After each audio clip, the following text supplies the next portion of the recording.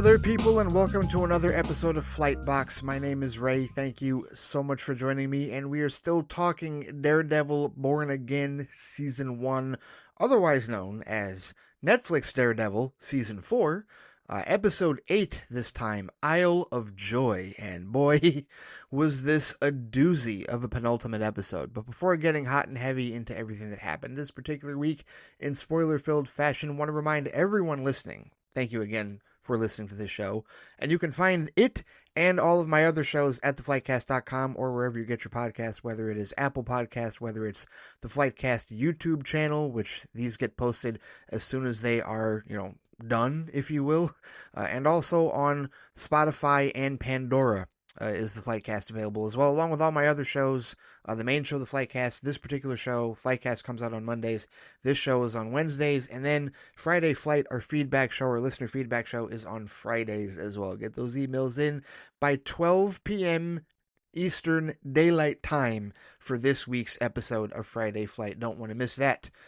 And, of course, want to take a moment to thank all of the very loyal and faithful supporters of patreon.com/theflightcast. Thank you so much, those of you who are flight officers. Hope that you've been enjoying the bonus content. I posted a new episode of Flight Speed yesterday talking about a shit post that I found on Threads with respect to the Batman. And when people started hating that, apparently. I don't know. That was a very interesting situation. And I am still proud of myself for how I dealt with it. But either way, there's that, plus, other episodes of Flight Speed, Flight Review. I've been doing movie reviews lately of movies that you all have more than likely seen that I have not seen yet. In the last couple of weeks, I've reviewed Hellraiser, I've reviewed Dunkirk, and I just recently reviewed Soul, a Pixar movie. I gotta find a comedy for this week. There is a comedy in particular that I think I'm gonna watch this week. A classic comedy that is gonna be another one of those, what, Ray? You haven't seen that? For anybody that even cares about what I've watched or not. Yeah, it's going to be a bit of a shocker. And I have a feeling how I'm going to feel about it, but we'll see exactly how it goes. So stay tuned for that new episode of Flight Review for all of the stuff that you have more than likely watched, but I have not watched yet with respect to Patreon. We're going to get into some new movies topside for Flight Review coming up soon. We know Thunderbolts is in a few weeks on May 2nd, but you know what else? There's a couple of other movies like G20 and the like on Amazon that I'm also curious about. I might watch those and do Flight Review episodes on those as well. Those might be topside, but there's plenty of content, almost 200 pieces of content available at patreon.com/theflightcast. If you are so inclined, you can go there and sign up to be a flight officer, and that will get you access to all of the bonus content.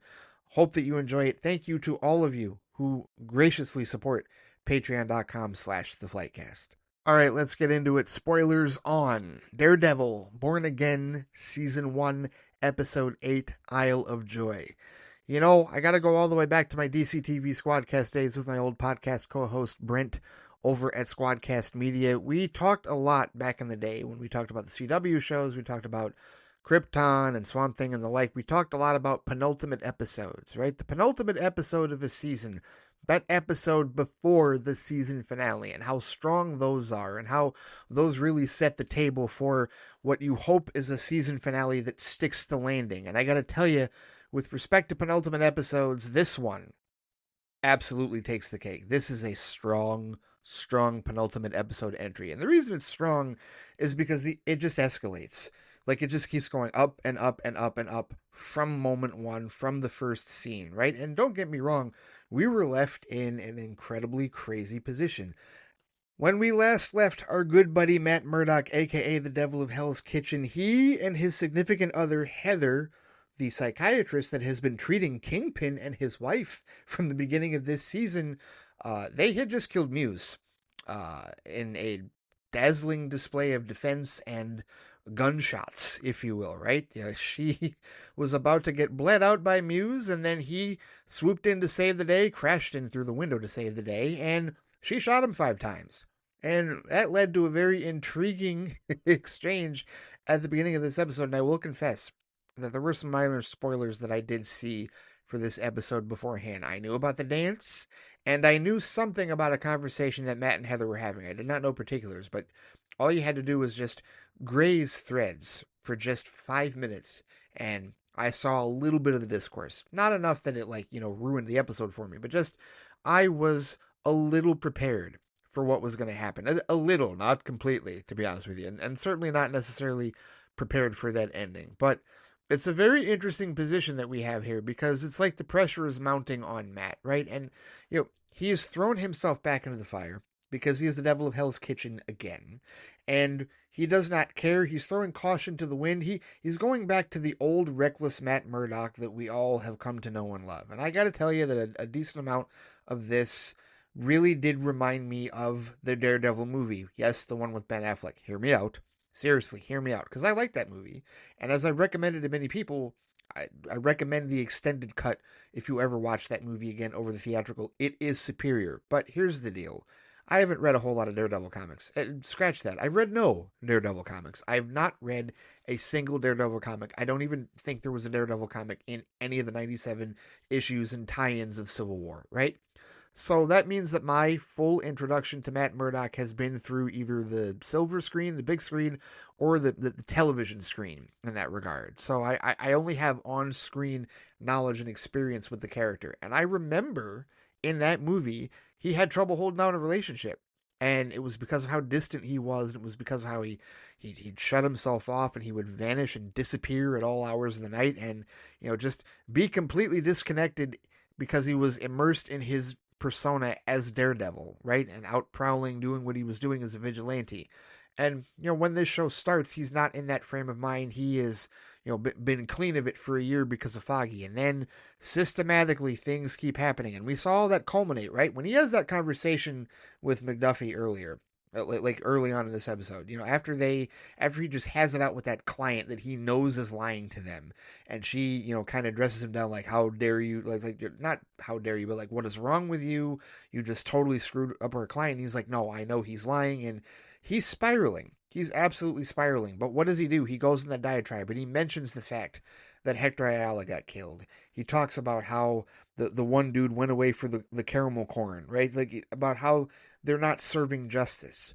And he's feeling the weight of that. It's like everything that has been building throughout this season is finally starting to like pressurize him in that regard. He was holding it in as best as he could because he hadn't let the monster out. But now that the monster's been out to play, now he's really feeling unhinged. And now he's really feeling like he wants to let loose, because how else is he going to find justice in this world that is increasingly controlled by his greatest nemesis, his arch enemy, if you will, Kingpin, who just continues to pull some strings here. And one of the things that I love this show's been doing is I love this juxtaposition that they have been presenting us between Matt and Heather's relationship and Kingpin and Vanessa's relationship. I love that, because the way that they juxtapose like the dialogue, like that first sequence in this episode where it's Matt and Heather having a heart-to-heart, and it's this realization, like there's like a revelation of betrayals here, if you will, right? Because Heather has not told Matt that Kingpin and Vanessa are her clients, and she still won't. The whole doctor-patient confidentiality, she still won't do it, but he knows, right? Because Cashman shows up to the door to give her the invitation for the red and black ball, and of course he knows who Cashman is. He's like, oh hell no, are you kidding me? You cannot possibly be involved with Fisk, right? And of course that's going to set Matt off. And Heather, who has no clue what's going on, at this point, and fine, you know what? I mentioned last week about how I didn't want her to be dumbed down in terms of the dramatic irony of not being able to piece together who Matt is. And you know what? I'm okay with it because of how she responded. She didn't respond like an idiot. She responded like someone who, one, is genuinely concerned about Matt's mental health, and two, she legitimately believes that Daredevil is another person, because as far as she's concerned, and she even said this, she killed Muse. What did she say? She said, I saved me, right? Because Matt tried to throw it at her like, no, because she's doing this, the whole the generalization thing that Kingpin wants everyone to do, where he basically looks at Muse and Daredevil the same, even though he knows they're not the same. But he wants everybody to look at vigilantes as though they are cold-blooded killers, just like Muse is. Heather buys into that. And Matt flat out says, but Daredevil saved you, or Muse tried to kill you, Daredevil saved you. And she literally goes, I saved me. And I'm sitting there like, oh really, Heather? Okay, now I see why people on Threads were pissed off. Now I see why there were people just a little irked by Heather's posturing in this particular clip. I'm like, oh, okay, all right, okay, Heather, yeah, I know you put the 5 bullets in there, but what if your boy hadn't dropped it? And there's even a point where she's like, well, you weren't there. And it's like, okay, well, emotionally speaking, Heather is in a conflicted place, right? Because she's feeling the guilt, and because she studies vigilantes, like she even makes this comment about how, oh, now I can see it now. I can understand how the power, I'm paraphrasing, but like how the power corrupts them and like how it takes them over and where the allure is, right? Like she thinks she's getting into the head of vigilantes and she treats Daredevil as an outside entity, right? She doesn't put two and two together as far as Matt's erratic behavior, but he's clearly changed and he is clearly antagonized by this idea, this notion that she is like counseling Kingpin and his wife. And he can't see past the possibility of, okay, no, he knows who you are and he knows that you're involved with me. So clearly this is about me, right? And he may be right or wrong, right? Because we see the other side of this, right? We see that Kingpin and Vanessa went for counseling, but was that really because they knew that he was involved with Heather? Like that had only happened like not too long like before that. So perhaps it's calculated, perhaps Matt is right, but there is a little bit of paranoia here. But even so, it's not like the paranoia is completely unfounded because Kingpin is doing some evil shit, right? And that's where the other part of this, dual betrayal comes in, because this is also when Kingpin reveals to Vanessa that he's had Alex chained up, or Adam rather, chained in that that dungeon, if you will, right? And this dude is pleading for his life. And I mean, from the moment you see him, you're just like, yeah, no, you're not getting out alive. The question is, who's going to kill you, right? Is it going to be Kingpin or is it going to be Vanessa? And as it turns out, Vanessa. What, about 3 or 4 shots, including one in the head.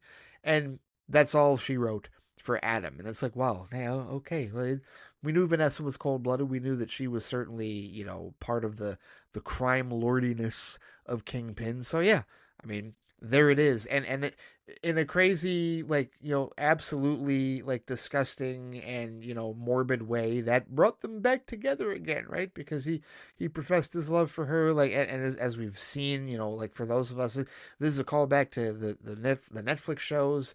We saw how infatuated, we saw how strong the love was between, Fisk and Vanessa back then, and so now it's rekindled over a dead body that she totally murdered at this point. So, all right, so you have that going. And while that is being solidified, you've got Matt and Heather being driven apart. The juxtaposition where a revelation on either side produces an opposite reaction. And I love the way that they put them together. And it's just really well edited and it's really well written, really well like choreographed and assembled by everyone involved. And, all manner of props to all the cast and crew with respect to this. And this is just where the episode begins. This is where it starts, right? Because as it turns out, we are not done by a damn sight with our boy Bullseye, right? Sitting in prison, and apparently he's been moved to general population. And you're sitting there like, well, why in the hell has he been moved to general population? What's going on there? And this news, of course, gets to McDuffie, and it's like McDuffie and Cherry. It's like the both of them are really good at giving Matt news that they shouldn't give him. Because if they do, it's going to send him into some type of a tailspin of action like, oh, okay, what the hell, right? Because that, of course, is not Matt is not in a good place already, because this is before he dealt with Madison, their client that he knows is lying and ripping off the teachers. But then like with the knowledge of knowing that Poindexter is in Gen Pop, the brain is thinking, he's calculating, he's already got this whole Heather Kingpin thing in his head, so the wheels are turning as far as him playing detective and trying to be like, okay, why in the hell would Bullseye get moved to Gen Pop? I know he's probably going to die, like they're probably going to take him out, but what is going on here? What is the deal with this, right? And of course he's got to leave the office and clear his head, and he goes to Josie's bar, and that's when he and Cherry have the attempted intervention conversation. Cherry's like, I see you're spiraling out of control, and he's like, yeah, maybe you're right. Yeah, no, Matt, you are pretty much spiraling at this point, but it's not unexpected, and it's also not it's not something that it's not a surprise, I guess, is really the best way to put it, because seeing where things were headed and knowing just how volatile he becomes when he's the devil of Hell's Kitchen yet again, just it paints a picture that is all too familiar for us that have been fans of this particular incarnation of the character since season 1 of the Marvel Netflix show. And yeah, many of us were waiting for this to occur. Many of us were waiting for this side of Matt to reveal itself again. He's unhinged, right? Like the monster is out, the devil is back in that regard. And Is he making completely calculated moves? Not necessarily, because his moves are always half calculation, half emotion, as far as the way that Charlie Cox plays his character. And I think that's really part of the allure and part of, the endearment of his character and why we've enjoyed it for so long, because it's always like half emotion, half monster, half calculation in that regard, right? Half monster, half Vulcan, I guess, to bring Star Trek into it. But at this point, he's trying to piece together, what the hell, and it's the random realization that Foggy didn't order a particular, brand of liquor, but Josie says yes, he did. I assure you, he did, and he realizes that Foggy was celebrating his case early because he knew he was going to win, and he believes that it was a calculated hit, that someone ordered Bullseye to take him out. And so, of course, at this point, now he's got to do the one thing that he probably shouldn't do, which is go talk to Bullseye. And this is where he does something incredibly reckless. And I don't just mean talking to Bullseye, because that's partially reckless. But the real recklessness is knowing precisely what's going to happen when he visits him. Because, it's this whole thing about how Bullseye wants to talk, right? Like, he wants to talk to him, right? He wants to... What is it that he wants to reveal? What is it that he wants to tell him? Who's behind this? What's going on? How this is some type of bigger play? And it's interesting because... were there a whole lot of dots connected between there being something more nefarious in the previous episodes? I don't know, but I think what we've spent the majority of this season doing is building up the characters of both Daredevil and Kingpin to the point where now shit's hitting the fan and everything's coming to a head. And part of it is the revelation of exactly what the hell was going on at the beginning of the first episode of this season, right? Why was Bullseye hired to take Foggy out? What was the deal with that? It wasn't just a personal vendetta. Did Kingpin actually hire him to do it? And it's like, all right, well, he'll tell you if he sees the outside. And this isn't going to happen legally. There's no way that Matt can legally get him outside of the jail. So he bashes his head into the desk or into the table like 3 or 4 times and calls the guard and tells the guard he smashed his head against the table. And Bullseye's like, thank you. And Matt's like, F you, very loudly. And I'm just sitting there like, okay, this might get him out of Gen Pop. It will at the very least get him to the infirmary. And then when we get to the infirmary, we see the ricocheting. Actually, there was no ricocheting, but it was all just very lethally precise killing from Bullseye, right? Starting with, what did he do? He spit with great velocity his broken tooth into the dude's eye, and then grabs 2 pairs of scissors and just, throw stab. It's like things are just turned into bullets, like projectiles. Everything turns into a weapon in his hands. And then this dude dons a police uniform and breaks out. It gets out of custody. He has broken out of prison, which is, again, I mean, plot convenience perhaps, but one of the things that they did say was that he did mention before he got thrown into Gen Pop that he's been under observation for being enhanced, right? They're still using the word enhanced because they haven't said mutant yet. And I don't think Bullseye has ever been a mutant in the comics, and he's not one now, but he's clearly he's got some precise, you cannot allow him items. You cannot allow him anything that he can turn into a weapon because that's how precise he is with his strikes in that regard. And it's devilishly fun to watch, no pun intended, or maybe pun intended. But still, this dude busts out. He busts out of prison, and it's like, okay, well, where the hell is he going? He wanted to be on the outside. Is he headed for the black and white ball? Well, as it turns out, yes, he is. But before we even get to that, there's this whole consternation about whether or not Matt is going to accompany Heather to the black and white ball, because as he puts it, he hasn't been invited. And he doesn't think it's necessarily a good idea for him to be that close to Kingpin. And you can't blame him because they know who each other is. There's no secrets in terms of that situation. And Vanessa certainly knows. So, everything's out in the open in that regard. And there's a lot of different dynamics happening at this damn black and white ball, right? Because you've got, the young dude, Daniel, Gandolfini's son, who... he's starting to act more like his dad. May he rest in peace. He is. He's starting to get more of that menace, if you will. But he's still kind of like the dude bro of the situation. And he's just been made deputy mayor of communications. And I think it's telling, right? When we talk about allegories, right? I mean, think about this. So he's all happy, Kingpin is. He's all happy that the task force, the anti-vigilante task force, is succeeding and vigilante incidents are down by 30%. And then Sheila, the other aide, is talking about how, yep, and the ACLU's lawsuits against him have increased against the task force and their use of excessive force. And I'm like, So a real life white male leader that doesn't have much political experience, who is touting his own success with an aggressively criminal group at his command, that that is garnering public support from a large group of people, and that's all that he really cares about. And now he has decided to essentially sidestep the brown woman for a younger white male that he knows will be his ultimate disciple and who is massively hero worshipping him and telling him, I will burn for you. I wonder who that sounds like in real life. Allegory much? Yeah, they could not be more obvious with this if they tried. The hats in the first or second episode weren't obvious. If you didn't get it then, you're not going to get it here. But that is what is happening in Daniel's ascent to power, right? It's weird because he pressured BB into writing that fluff piece. Basically taking the credit away from Daredevil for taking down Muse and giving it all to the task force. But he's still got like designs on BB. Like he threatened her, but he still has a thing for her. He still wants to hang with her. And I don't blame him. BB looks nice, but they're on two different planets.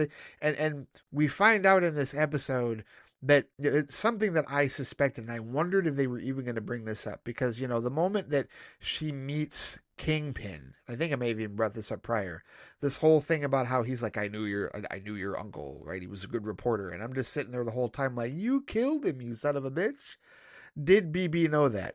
As it turns out, yes, she did know that. Because some crazy shit happens. I mean, the task force, Powell, that little POS, that dude doesn't have a hand anymore. That reporter whose hand he shoved into the french fry grease in front of the former commissioner, who knows that all this bullshit is absolutely not even remotely on the up and up, right? And then BB corners the commissioner after this incident in the kitchen that nobody else saw, because the task force is like, we don't work for you anymore, go have a panini or do whatever. I forget what it was, what stupid shit Powell told him. But BB basically approaches the commissioner and says, hey, listen, if you got any other inside information that you want to share, you let me know, because I have other outlets that I post stuff to, right? I haven't completely kowtowed, and I'm here because I know that son of a bitch killed my uncle, and I want to take him down. If you want to help me take him down, you go ahead and send what you got to this email address, right? And I love the way that this was written, because she approached it initially as being, inquiring about what the former commissioner was doing, like what he knew, and then said at that point he goes to her and is like, you sure you want to know everything about the mayor? And then he just flat out asks her, did you know that he was the lead suspect in your uncle's murder?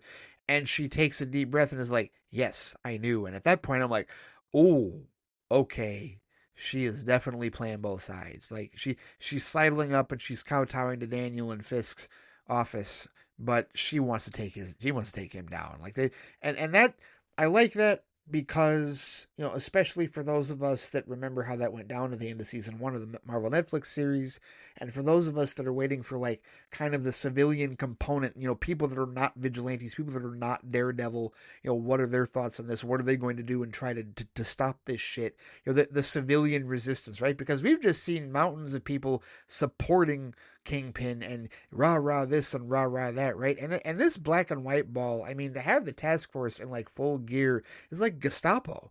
Gestapo, just in there, and they've got guns, they've got assault rifles. There's dudes perched up.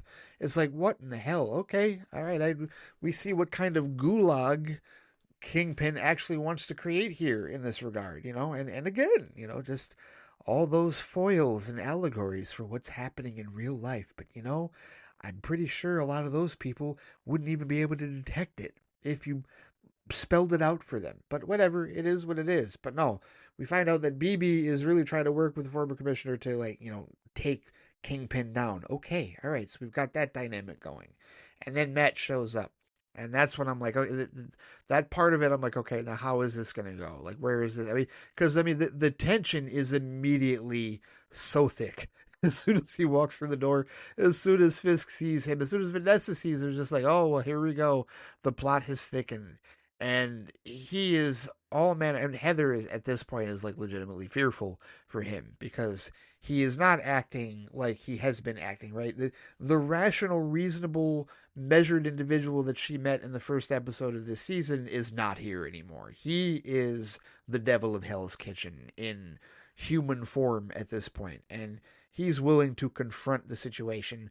And through further, like eavesdropping, right? He eavesdrops on that conversation with Jack, who I guess is swordsman. All right, so I think Stu was the one that recommended that I finish that last episode of Hawkeye, and clearly that last episode of Hawkeye, and maybe even the Echo series, I don't know, would have told me that Jack turns out to be a vigilante known as the Swordsman, who we did see earlier, and I did piece it together that it was him, but yeah, I'm guessing that's something that we learned way back when during Hawkeye and or Echo, more than likely. Okay, and Fisk knows this, and he's trying to pressure him for money to support his Red Hook, project, his big project on the docks, and it's like, okay, he's not necessarily feeling that pressure, but the other billionaires, the other one percenters that were originally flipping him off, like all of a sudden they're feeling pressure. Like that one woman, Jack's like, "Are you all right?" She's like, "Oh yes, I couldn't be better. Excuse me," and she's clearly shaking. Like somehow the fear of God has been put into her, and she's there out of deference to Fisk in that regard. And Jack doesn't seem like he's very fearful, but Daredevil, Matt overhears this entire conversation. We get a hint of his super hearing while he's ignoring Heather, right? Heather's trying to talk to him and reason with him about shit that's going on, and he is in Devil of Hell's Kitchen mode, and the only thing that stops him from confronting Fisk right there, right then and there on the dance floor is that it's the first dance. But Matt, of course, this is where the more calculated part of his brain comes into play because he starts dancing with Heather and he's like, I'll explain it all to you at some point, but right now you're going to have to lead. And, that leads to the revelation. He puts two and two together because Vanessa's like, going to Wilson, like, I have to tell you something. And that's when Matt realizes that it wasn't Kingpin that ordered Bullseye to kill Foggy, it was Vanessa. Vanessa, who was in charge of the operation at that point, and he basically cuts in on their dance and gives her the Fredo, I know it was you. And of course, she plays it off and denies it, and he says, you will pay for what you've done. And the tension is so incredibly thick during this tango dance because he's telling Vanessa during their dance, I know what you did. I know it was you. You're going to pay for this. While Kingpin is getting in Heather's ear talking about, you wonder why Matt's been keeping secrets from you. Ever wonder about him, about the vigilantes and the secrets that he might hold, right? Like, he comes this close, doesn't he? Doesn't Kingpin come this close to just outright telling Heather, Matt's Daredevil, Matt is a vigilante, I'm going to hunt your boyfriend down? And who destroys all of this? Who breaks all of this up? Bullseye. Because that's exactly where he was headed. Like I said earlier, the black and white ball. He takes aim, and clearly this shot was intended for Kingpin. But Matt steps in the way of the bullet, takes the bullet. Now Matt is bleeding on the ballroom floor while, all of Kingpin's aides get him and Vanessa out of there. And Heather's just, sitting there with Matt bleeding, out of his chest. And that's how the episode ends. And it's like, okay, all right, well, there you have it. Penultimate episode indeed. Matt taking a bullet for Kingpin. It's like, why? Why wouldn't he just let Bullseye take out Kingpin? Well, because whatever the bigger plot is, Matt needs to see exactly what it is. He can't let Kingpin die at Bullseye's hands. And Bullseye was going to kill him, right? The only reason that he missed that shot is because Matt stepped into it. So, yeah, now Matt is, obviously he's going to survive. The question is going to be how is he going to survive? Like, and what the aftermath of this is going to be, because boy, is this a precarious situation, right? And the whole reason that Vanessa was going to, the thing that Vanessa was going to tell Kingpin, was likely going to be that she was the one that ordered Bullseye, maybe not into Gen Pop, maybe that was a Kingpin situation, but that she was the one that ordered the hit, with respect to Foggy and all that, and now she was basically going to warn him. She was going to warn him that Bullseye was coming for him and didn't get a chance to in that regard. So, yeah, I mean, man, the plot thickened heavily in this particular episode. Really, really well done. I love the like I said, the juxtaposition of the two emotional states between the two couples, and now almost everything is out there on the table. Like we're still, I guess kind of waffling like, okay, is it actually Vanessa or is it Kingpin that hired Bullseye? What is going to happen now? I mean, the task force is going to go after Bullseye, right? Like, he's just another mask that they're going to take out. This is just another thing that Kingpin can tout and be like, see, a mask attacked me now. And is that part of the plan, right? Did he escape so that he could do that? And will he still tell Matt the truth if they ever get a chance to connect again? Because Matt is still trying to find out what the underlying, theme of all this is, like what is going on, provided, seeing how he survives from this gunshot wound and the aftermath of that. And then what's going to happen with him and Heather? Well, I think we know what's going to happen with him and Heather. I think obviously that separation is all but official, all but confirmed at this point. But, it's going to be interesting to see if she does find out who he actually is going forward. Will she find out in this episode? And what type of ramifications will this finale have on season 2, which they've been filming for the last number of weeks in that regard, And I tell you what, I mean, they really have done such a phenomenal job of setting the table, building these characters up, building up these dynamics, and increasing the tension. I mean, like I said, this episode just escalated and escalated and escalated until it reached that fever pitch, and it was almost like this massive, not necessarily relief of pressure, but just like this, oh my goodness, wow, that episode was something else, with Matt bleeding out on the dance room floor, if you will. Man, oh man, just really well done. I love this show. It's a little sad that there's only one episode left and it's the finale, and we're going to see it, the season finale, next week.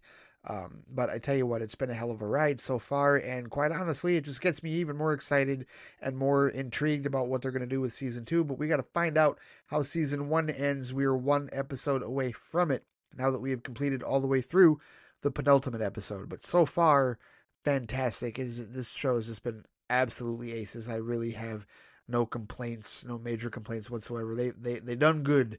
They done real good. And next week we're going to find out if they do indeed stick that landing with the season finale, and then we wait a year for season 2 to pop up in 2026. So there you have it with respect to Daredevil Born Again episode 8, Isle of Joy. And with that, that'll do it for this particular episode of Flight Box, talking about Daredevil Born Again season 1 episode 8, Isle of Joy. Thank you so much for joining me. Thank you so much for listening to this show. I hope that you've been enjoying it as much as I have, and I hope that you've been listening to these episodes after watching the shows so that you can remain spoiler-free before watching them. And hopefully you've been enjoying the show as much as I have. If you want to have a chat about this spoiler-filled on Friday Flight, you want to send in some feedback, you know where to find me on Threads and Instagram at The FLIGHTcast, on BLUESKY at JustFlightcast. There's also the FlightCast Facebook page. You can post underneath the YouTube posting for this particular episode at the FlightCast YouTube channel. And of course, I can be reached by email at ray@theflightcast.com. All right. 8 down, 1 season finale to go next week. But until then, take care, stay safe out there, and I will see you all next time. Take it easy.